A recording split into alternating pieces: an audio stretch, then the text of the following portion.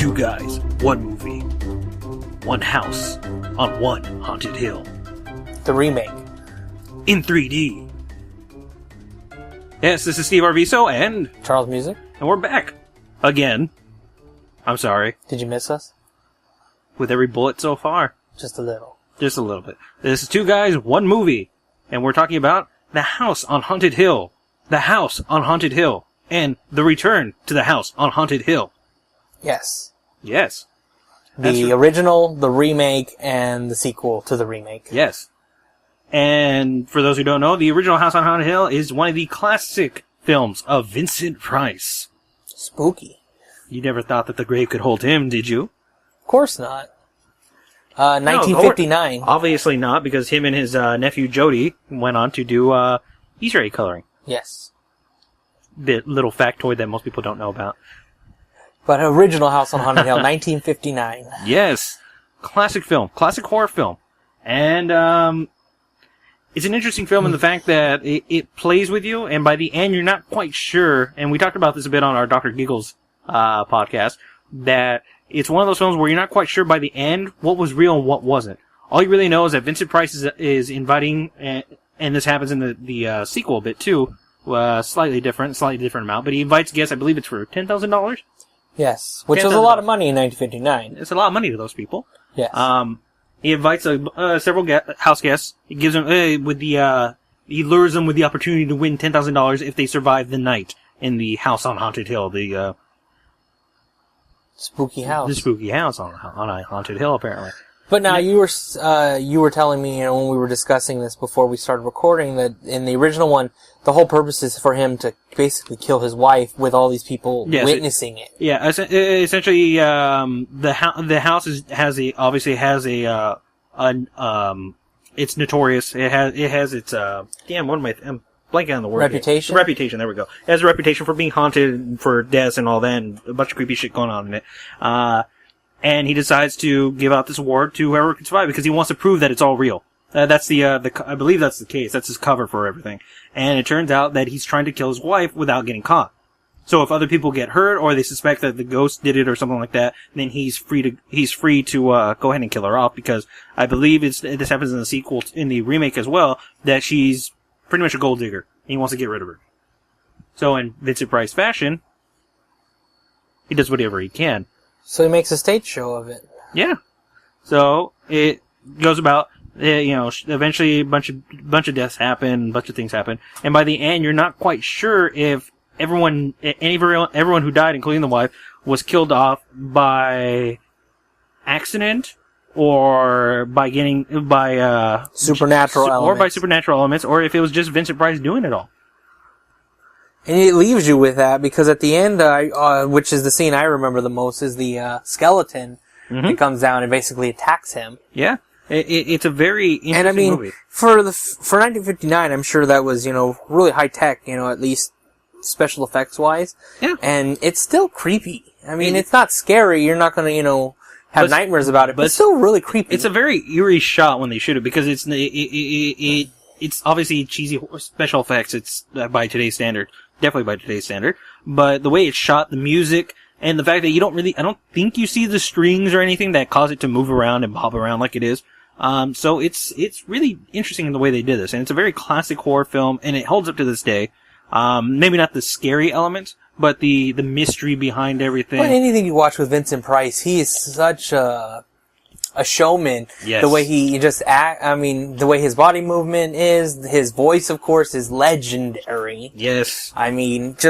You're gonna enjoy it. If you like old time, horror films, it's black and white, you're gonna like it. And, one thing to look for is in the actual end title credits, they actually list the skeleton as, by himself. A little fun fact. Yeah. But now, we move from 1959 to 1999. To 1999. For the 40th anniversary, the remake, House on Haunted Hill, featuring, Jeffrey Rush, of all people. As Stephen H. Price, yes. Which he's basically, as I told you when I told you to watch it, he's playing Vincent Price. Yeah. And, of course, Taye Diggs, Chris Kattan, Ali Larter. We have, quite a few people in it. It's actually, one of those movies that I didn't get to see in the theater. I hadn't really heard about it. and I was flipping through the old pay-per-view stations, saw the trailer for it. It's like, oh, let's get it, and I fell in love with it. I love this movie. I believe this is one of those movies that, you know, around the mid to late 90s, there was a lot of movies that came out that were clones of each other. You had Deep Impact, Armageddon. You had, I think it was like Deep Blue Sea and something else like that. And you had House on Haunted Hill, and you had The Haunting, which was a similar premise. Which is very similar, yeah. I remember The Haunting having big, you know, trailers and stuff for that. Very different film. Very different film. Pretty much, it's as different from the House on Haunted Hill as Deep Impact was from Armageddon. Similar basic concept, but completely different movie. But I remember seeing trailers for The Haunting throughout, you know, out the fall, you know, on TV. I don't remember seeing trailers for House on Haunted Hill. It was a... The Haunting, though, had a huge cast. Catherine Zeta-Jones and Liam Neeson, I believe. I believe Liam Neeson was on it. Owen Wilson is in it. So early just, Owen Wilson, you know, too. maybe that one just got moved. But that also was a remake as well. Mm-hmm. I didn't really like that film too much. It's a very different film. It's less of a horror, like very strong horror, like the remake of House on Haunted Hill. It's actually more in the vein of the original House on Haunted Hill, and it's more of a mystery and psychological thriller, very, very emotional roller coaster type ride. A few big scares and whatnot. The ending is kind of but the rest of the film is very character driven. It's very interesting. It focuses a lot on the main character as well. Now, which I believe is like Lily Tomlin or something like that. I want to say. Don't know. I can't remember. She's been in a lot of different things. I believe she was also in 6 Feet Under. I didn't watch that show. Well, she was in a bunch of different things, but it's a very different movie. But The House on Haunted Hill is very much a straight up horror film. It's not. It has the basic premise of the original film, the basic plot, but it's completely different. They go in a different direction with it. It has a similar plot, but I don't actually think he's so much trying to kill his wife, Jeffrey Rush, you know? Yeah. As much as they just like to bicker and fight. I mean, I can imagine... Oh, no, he hated his wife. He makes that very clear in the film. Very late in the film, he points that out. But he does, you know, mourn, like, you know, when she gets killed and stuff, It's actually a flip, because the wife is the one trying to kill him. Because she wants a divorce and wants his money, but she's, you know, you'll find out there's all kinds of, you know... There's a lot of twists and turns in it. And backstabbing going on. Mm-hmm. So there's a bit of a change on the basic concept, along with the fact that the fact that you find out how those people were chosen are a lot different than the original film. Yes. Which, I mean, as you go deeper and deeper into the house, you learn more about, you know, certain things, you know, about who was chosen and, you know, where, you know, how everybody came to be. But, getting there, I mean, before you even get in the house, actually, you know, you're seeing the opening scene, which is, you know, quite actually, it sets the tone for what you're gonna see. And then you have the theme park, you know, where he's walking through the theme park, and I love that scene. By him, we mean, Stephen Price, the character played by, Jeffrey Rush. I love the very hammy Jeffrey Rush, too. Yeah. Jeffrey Rush can't do no wrong. Yeah, Jeffrey Rush is, I don't know, maybe it's just me, but I like Jeffrey Rush when he hams it up. I mean, Barbossa. Oh yeah. You know, he's just one of those actors who can really ham up a film without making it seem bad. But now, the tone of this movie, you're going through it, like I was saying, the theme park, you know, you have the elevator stuff. You have these scares, but they're all kind of just, there's no supernatural element to it until you get into the, you know, house, and you get about halfway into the film, then you really start to question what's going on and what you're seeing. And that's when they really start to turn up. I mean, there's a lot of freaky scenes in this. Oh yeah. Honestly, I think the first half of the film does a lot better than the latter half of the film, just because, you know, that whole supernatural element is or is not there. It's very vague at best. I think it kind of falls apart. And the special effects don't help. This is 1999, low budget. As much as I love the movie, when the full spirit apparition appears and you see it, yeah, it's cheesy. It's not even just cheesy. I mean, the idea was nice. I understand where they're going for, but clearly the budget was not. But I love the whole build to it. Oh yeah, the build was great, and I think that's what the disappointment is, that you build, you got really strong, you know, tension building up, and then it's like this. I'm just gonna say it's this black blob. It's very fuzzy, very. That flies. That flies. I'm sorry. No, it crawls on the walls too. Well, it glides. It glides.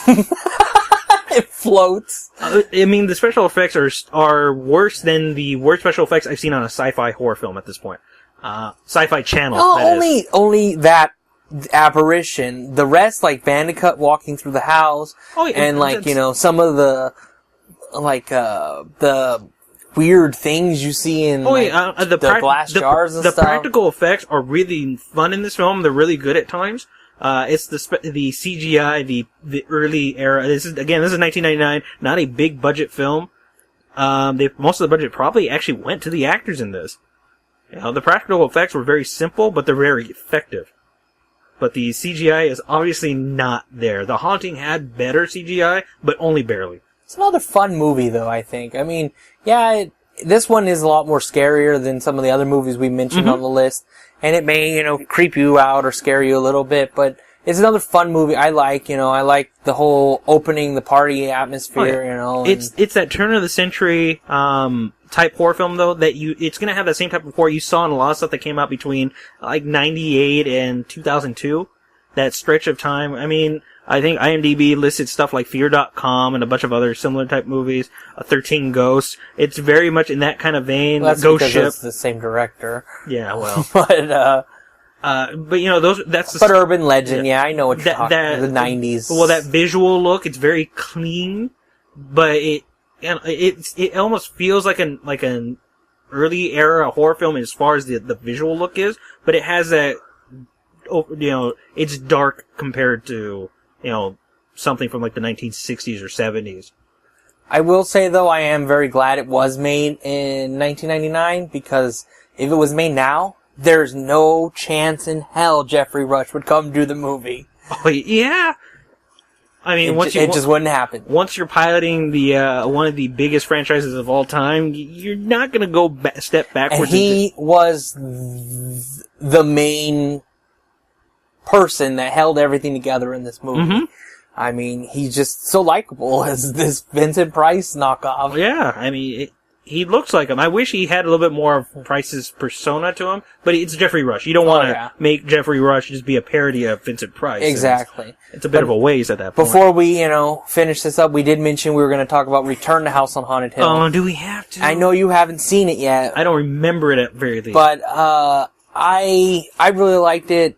I understand it's, you're making a sequel to a film that's, already been well established, especially. And 8 years after the fact. But. Came out in 2007 for those let's just, a little short rundown. It follows a character who's related to someone that was in the first House on Haunted Hill, not the 1959, the 99 one. And, this person goes back into the house with other characters, and you kind of start to learn the source of, why this house has all these spiritual effects and evilness and stuff like that. Yeah. But what I really liked is as this character is going through, she's actually reliving through the spirits that are trapped in the house. Uh-huh. They're showing her the deaths. So if you're into gore and blood and graphics, violence, this is the movie for you. It may not have the greatest story, but it has some awesome death scenes. So there you have it. If you're a gore fanatic, if you subscribe to Fangoria, there's probably a good chance that you'll want to. If you haven't already done so, you'll probably want to see the sequel, if only for the sake of watching all the gory death scenes. Well. I mean, Oh, and for those who don't know, because me and Charles just found this out, if you get the Blu-ray edition, if you're smart enough to get the Blu-ray edition, or the HD DVD, or the HDS, if you still have your Xbox 360 HD DVD drive, you can go ahead and pick a copy of the high def version of this film, and apparently it gives you a choose your own adventure kind of thing. Similar to Final Destination 3, wasn't it? Was it 4? I think it was 4? I don't remember. It's the one with the roller coaster in the theme park. Yeah, but the DVD had that as well. And that was 3. That was 3? But yeah, I mean, but it looks like they actually, they were saying there was quite a few different scenes, so it looks like they actually filmed maybe extra death scenes, or they added deleted scenes, that to change how the outcome goes. Odds are this film was shot by the skin of their teeth and just kept changing different things and just seeing whatever worked. Although, a little, fact, that you might not have known, they actually planned on making a third installment in the series, but poor DVD sales from Return to House on Haunted Hill led to Dark Castle to cancel it in October of 2010. Well, there's always a hope for a reboot. Return has a lot of bad plot, and it may not be the greatest story, but if you want the violence and, to be creeped out, check it out. Yeah. But definitely watch 1959's House on Haunted with Vincent Price, and give the remake a whirl if, you're into those 90 horror films. And definitely don't let it taint the fact that it's separate the films. Yeah, don't let it taint your mindset going into the remake. The fact that it's one, a remake, and two, that it's a very different remake. It takes the basic premise and it runs it with it in a completely different direction. It's still fun in its own way. You'll really appreciate the practical effects, and you definitely will appreciate Jeffrey Rush's performance in this film, if nothing else. So go ahead and give it a shot. If you're a fan of Vincent Price, if you're a fan of Jeffrey Rush, you're not going to be disappointed. Yeah, I got nothing left to add. And with that, we'll go ahead and sign off for this edition of Two Guys, One Movie. This has been Steve Arviso and Charles Musick.